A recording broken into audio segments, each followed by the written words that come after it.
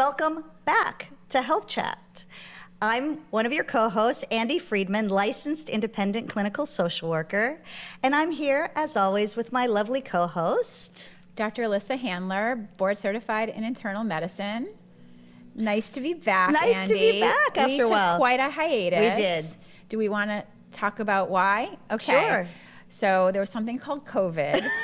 And does anyone remember a little bit of COVID from 2020 to 20 till now, actually. Yeah. We still have COVID. We still have COVID. It's all around us. That's a whole separate podcast. But anyway, I was concerned after, hearing multiple times of certain concerns from my patients, and they're getting lots of information from the internet.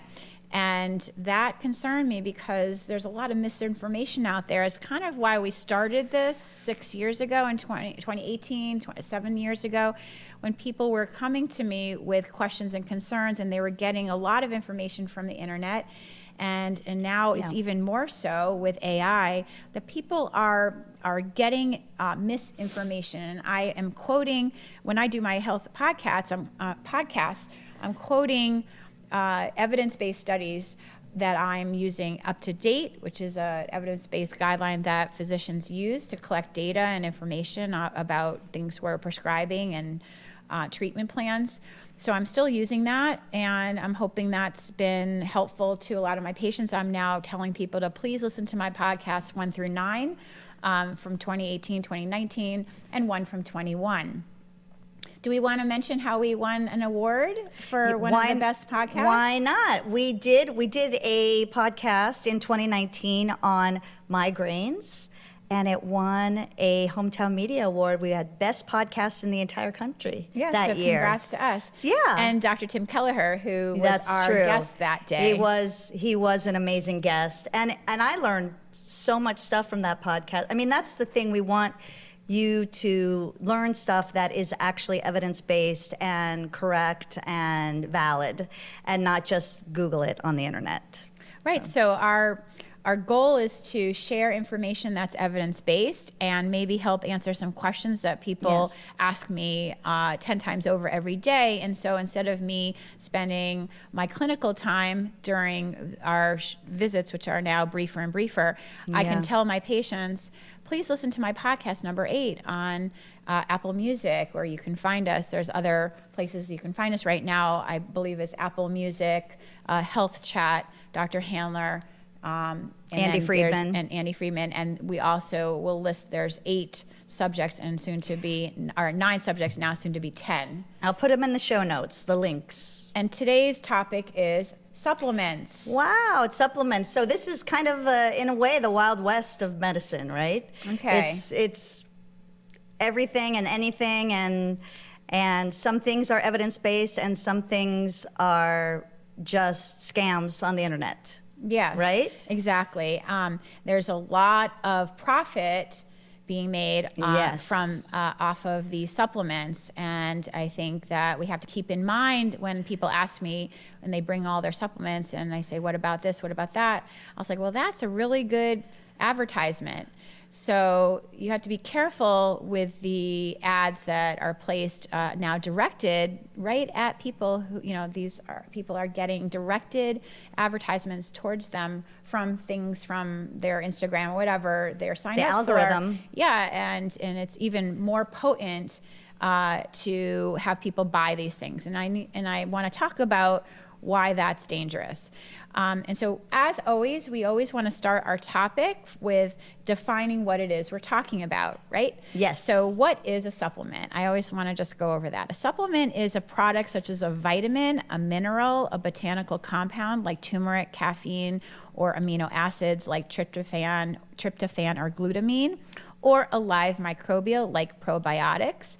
And there's also herbs, fish oils, and creatine. And so it bridges into some of the topics I'm going to talk about. There are supplements for men's health like saw palmetto, and there's menopausal supplements like black cohosh and evening primrose. And to really define about vitamins come in either water-soluble vitamins, which is B and C, and I couldn't remember if there's other ones, but those are the ones that I remember Those are the big offhand. ones. Those are the big ones, yeah. And then there's also fat-soluble vitamins, which is A as in apple, D as in dog, E as in elephant, and K as in, I don't know, kangaroo. Okay, so ADEK. And we can actually measure some of those levels, not all of them. And I can tell you why it's important sometimes that we measure these actual vitamin levels. And I do some of that in my practice, but I have to be honest, I'm not an herbalist, a naturopath, or a dietitian, but I do often refer my patients to those providers who are experts with the vitamins and the supplements. But we as internists do examine the risk benefits of all supplements, just like any over-the-counter medication or prescription medications. And I'm gonna go into why it's really important that you share this information with your provider who's seeing you on a yearly basis. When they ask you, what drugs are you taking? I need to know exactly what you're taking, how much, and I'll go into the reasons why. Do you have questions so far that you? No, but you know what I find interesting is that when we were kids, we were always told that we needed all our vitamins and minerals. It was plastered on every box of cereal, and everything was enriched and fortified. And I think at one time, maybe when our grandparents were children, there were real serious deficiencies, dietary deficiencies in these vitamins and minerals. And now I think it's gone a little bit too far. And could you talk a little bit about, what are some of the things that we really need that maybe we aren't getting from our diet, and some of the things that may be not really helpful at all, do nothing, and maybe kind of dangerous? So those are really good questions, Andy, and I know that a lot of my patients ask me routinely, what multivitamin should I take? Well, this is my favorite question to answer, and the answer is, you probably don't need any if you're getting enough good nutrients from your diet. Now, there's only certain groups of people I say you definitely need a multi, and that's someone who is planning pregnancy, someone who is already pregnant, somebody who has a nutritional deficiency that I'm treating, and we can get into that later.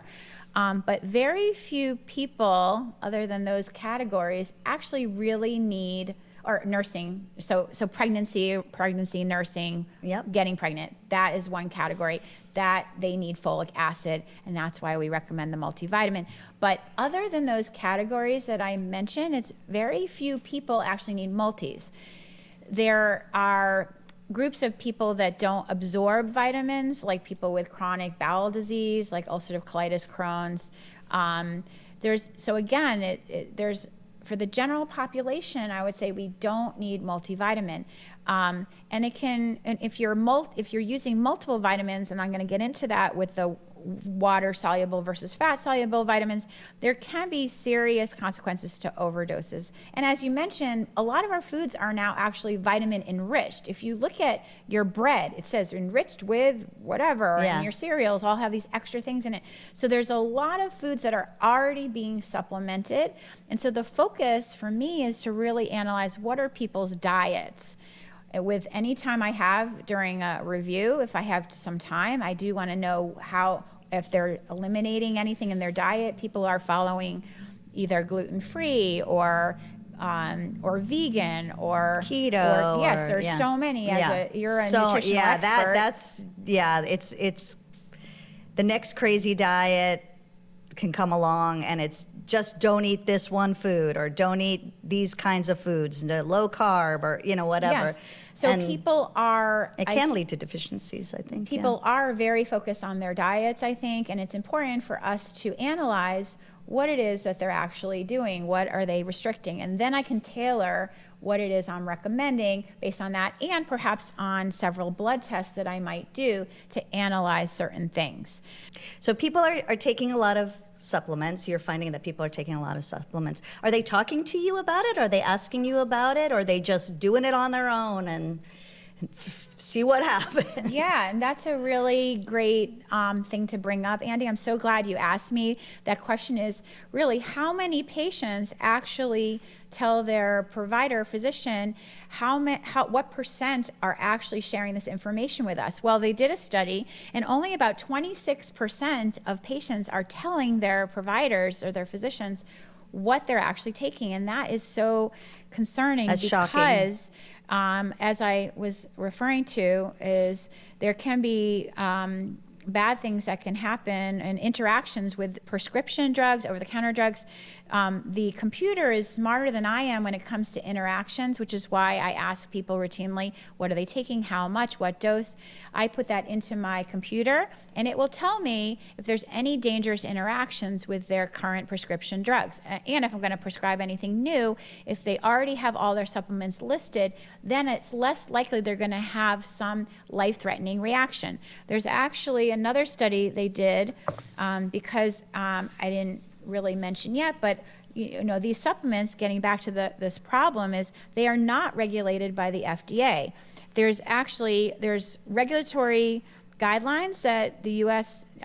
Food and Drug Administration, the FDA, has put out, and I can tell you that it's about half the time that manufacturers are not in compliance with recommended manufacturing procedures, and a quarter actually failed to determine the final composition of their supplements.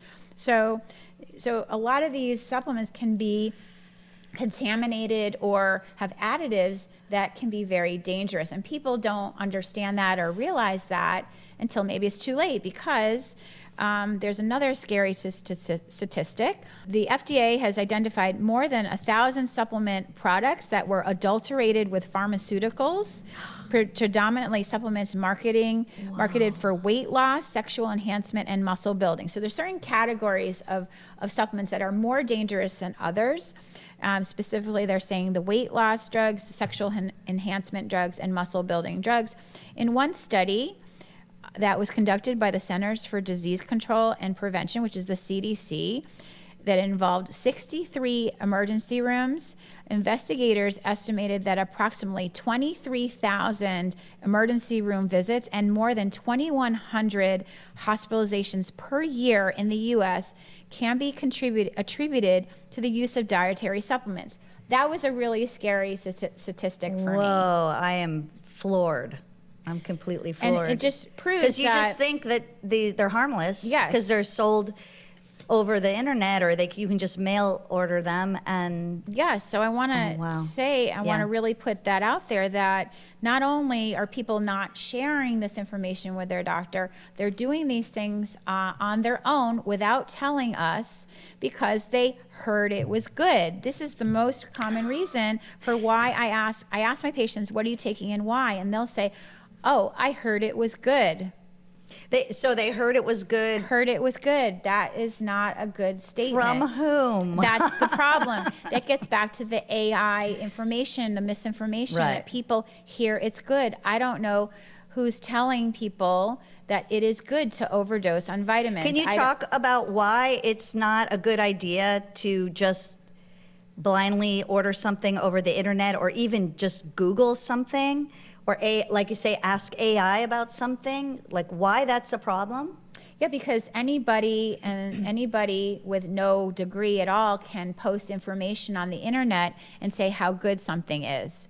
That is a dangerous situation we're in right now, and that's why we're doing this podcast, to talk about the safety of anything, any information that we're giving out is evidence-based. I'm quoting some scary statistics that are actually coming from legitimate studies, legitimate sources, and that's the information I'm going to share today. Well, that's amazing, and we want you not to go to the ER because you bought something over and also, hopefully, we're going to save you a little money today too. Exactly, because I talked about these are marketing scams. Yeah. Yes. So it's really important. I'm going to save you a lot of money when I go through my patient's checklist and I go through on 10 supplements and I get rid of 8 of them. I just saved you hundreds of dollars every month. So people, this is not without cost to yourself, to your health. This has serious legitimate consequences. And we can talk a little bit more about why these things are dangerous when it gets back to the water soluble versus fat soluble vitamins. Yeah, let's talk about the whole thing. Like, what are some things that like somebody might actually need, and what are some things that not only they don't need, but also could be dangerous? And there's also like a dosing thing, right? It's not just the actual substance, but it's the amount, yes. Right? Now, unfortunately, because the FDA does not they don't like regulate it, or regulate it, yeah. each vitamin or supplement, Yeah. you don't actually know what you're getting when you buy it. The amounts can vary drastically. And so we have to be mindful that whatever you're taking might actually not be what you think you're taking. And so again, that might get back to, if you're going to be taking supplements, actually have your levels checked. And so when people tell me, well, I'm taking this amount, is that okay? I say, well, let me check your level. And that gets into the fat soluble vitamins that I check levels on, because those are the ones you have to check levels on, because they can be toxic to your liver, to your kidneys, to your brain, to your nervous system.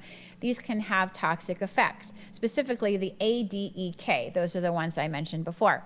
I'm not going to go into exactly what can happen with each vitamin toxicity. That's boring. You can Google that on the internet, just like you can Google on the internet, which is fine. That information doesn't change about what foods contain what vitamins. I'm not going to go into that. That's boring. No. So you can Google that yourself. But I did want to mention that if you are taking any supplements or not, you should have some vitamin levels checked, specifically if you're interested in your bone health, because vitamin D is important for bone health. We don't absorb calcium without the right amounts of vitamin D. So the level of vitamin D we're trying to achieve for optimal bone health is 40 to 50. So less than that, you may not have optimal calcium absorption, which then it'll get sucked out of your bones, so that's not good. That's so important. I'm sorry to interrupt, but that's so important for me because I have osteoporosis. Yeah. And if I'm not getting enough vitamin D, that could be super dangerous. So yeah.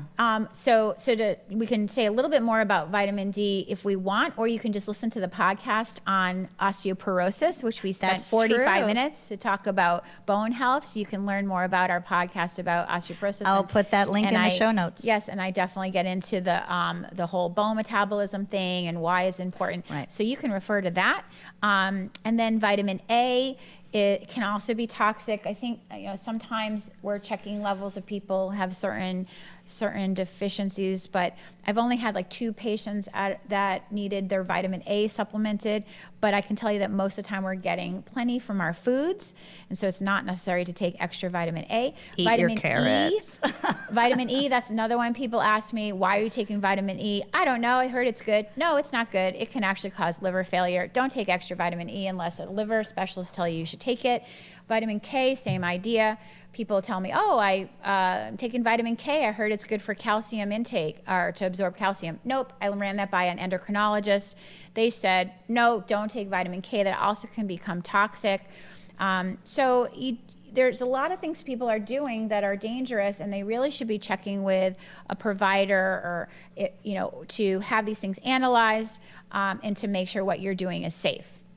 That's great. And the way to have them analyzed, you can get a blood test or? Certain things. So Yeah. I believe you can definitely have A level checked, D level checked. I don't believe there's any way to check E and K.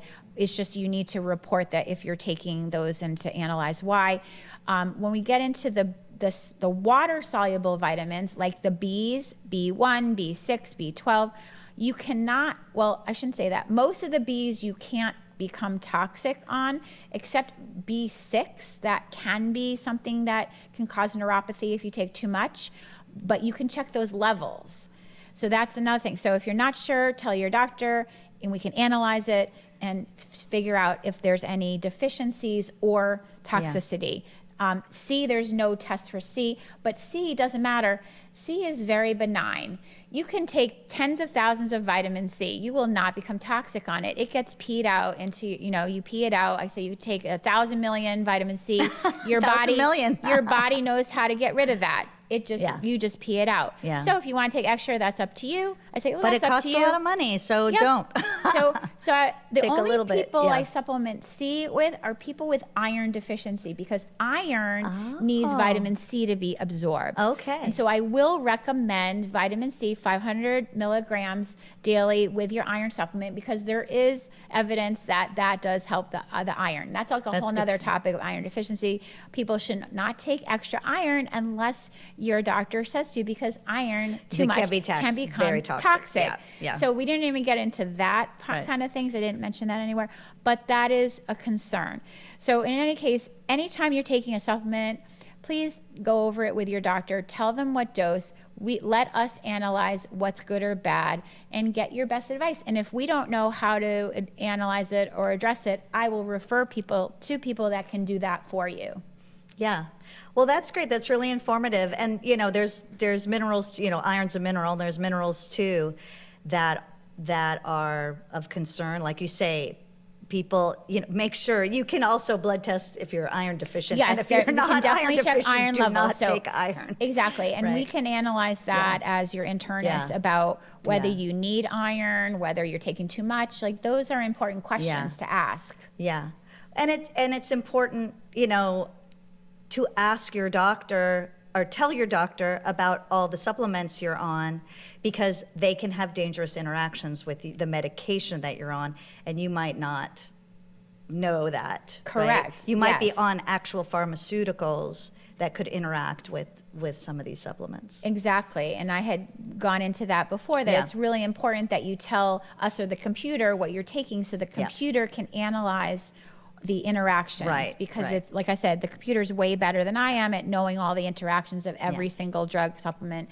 Then that part of the AI is good, but most of the time we have to be mindful that these things can be harmful. Yeah. So I'm curious about, you had mentioned that weight loss supplements, which aren't just a straight vitamin or mineral. It's some sort of combination. It might have herbs in it, or it might have all kinds of weird stuff, and it could have contaminants in it, right? So you mentioned weight loss supplements, bodybuilding supplements, and sexual enhancement supplements are like the big three, but it could be anything. I know people are taking the mushrooms right now because they say that it makes you, not that kind of mushrooms. What too. mushrooms? If it was those kind of mushrooms, I'll give you my endorsement. No, I'm kidding. What mushrooms? No, Andy, like the tell lions. us more. Tell us more about the mushrooms. That's another podcast. That's a different podcast. That's a different podcast. That's on our psychedelic Ooh, podcast. I like that we one. should do that one. Yeah, that's a good one. Okay. Anyways, no, I'm talking about like the lion's mane mushrooms, or just a combination of mushrooms, which you probably could just eat, but people are taking them because it's supposed to do mental clarity or help your brain health or something like that. This is the big thing that I'm hearing about. There's hair growth supplements. There's a million of them, and they're all being barfed out onto my news feed and my Instagram feed, and also being somebody who's a health coach. And you get this too. You believe the stuff that comes across our feeds. So, what is it that we need to know about these supplements, quote unquote? Yeah, so like I said, it's important you just run everything by your physician and let us decide what's in your best interest, and not to self-treat. They did studies that showed the people that ended up in the emergency room, those people were more likely taking either a weight loss medication. These, for people that were taking supplements that had the negative effect of supplements, there was 3 categories: people on weight loss medicine, people with sexual enhancement medicines, and the Right. Those are the big three, right? The three that we talked about. Yeah. Okay, and I can't remember them right now. But there was three, and the other thing was to be mindful, for physicians, to be mindful of patients who are sports, either sports directed or weight management or weightlifting, or people that are into those category of people are the people at most risk. And so we do have to be mindful of people who work out a lot. They tend to be taking the most of the supplements, and we have to analyze that and make sure it's safe. I'm very concerned about creatine. People are taking creatine. Yes. I can't. I've had numerous stories when I talk to my colleagues about this that we've seen people end up in the ICU with kidney and heart damage from overdosing on creatine. So it is very, very concerning to hear, like, as physicians, we always see the worst case scenario, but we do have to be mindful that every single thing we take, even though it says it's natural, those are things to be aware of. When the drug company or the supplement company says something is natural, that's actually a red flag. That may not be true. It may be definitely not natural. And people think that because something is natural, that it's safe. Natural and safe are not equal to each other. So again, be very mindful or have a high suspicion for people that are getting their information from health supplements or these sports directed things or from the gyms. I don't know what they're selling at the gyms, but we have to be very careful with those people and make sure they're getting the right information. Wow, this has been really eye-opening, and even somebody who, like me, who's a health coach, is very learning something new every day about this, and I would have to, of course, I always tell my clients to talk to their doctor first before taking anything, before putting anything in your body.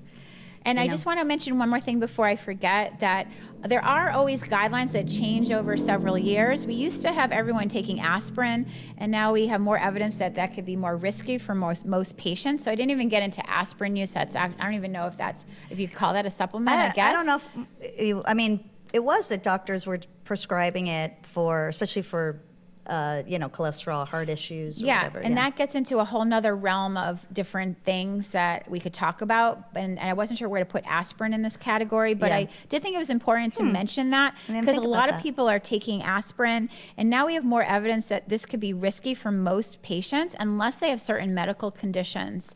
The same is with the vitamin D studies that have not proven that higher vitamin D levels can provide cancer or cardiac protection. So I can tell you 10 years ago, when the evidence came out, oh, vitamin D is great. Vitamin D is great. We used to supplement routinely everyone D.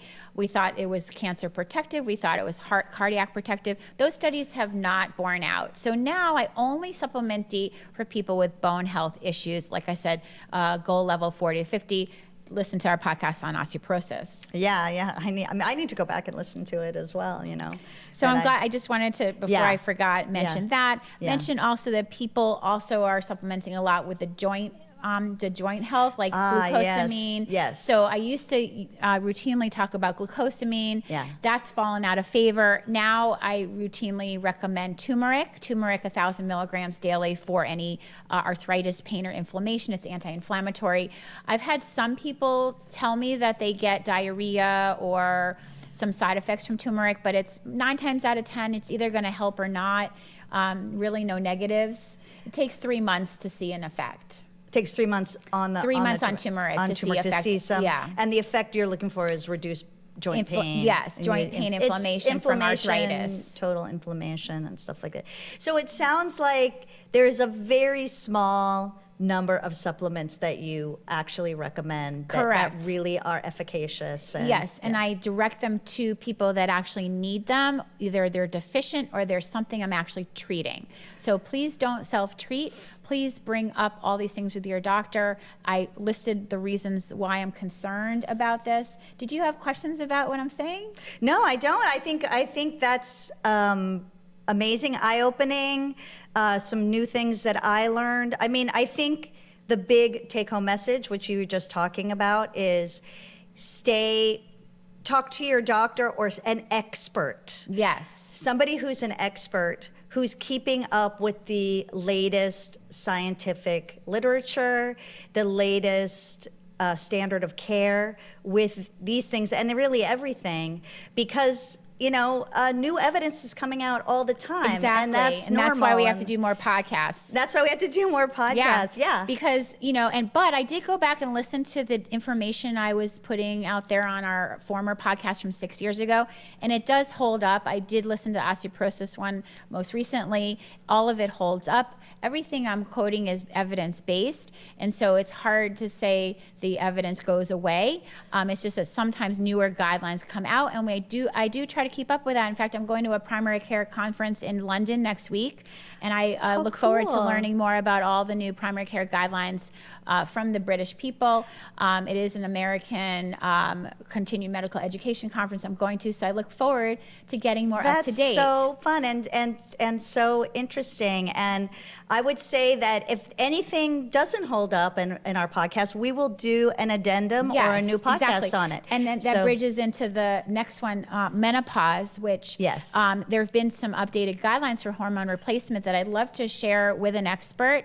Maybe bring back Dr. Sherman, who did our expert podcast on menopause, I think in 2019. Yeah. Because times are changing and we need to keep up with that. Yeah, I really, really like that. So Dr. Handler, thank you. Thank you, Andy. Thank you for bringing this subject I hope we didn't to go our over attention. Our time. Are we good with our time? We can do whatever we want. And but I want to give a big thank you to Dr. Handler. Thank you, Andy. For bringing this subject to us and really being the motivation to bring Health Chat back, Thank you so much for letting me do that. And there's more to come. So thanks for joining us, and stay tuned for our next Health Chat.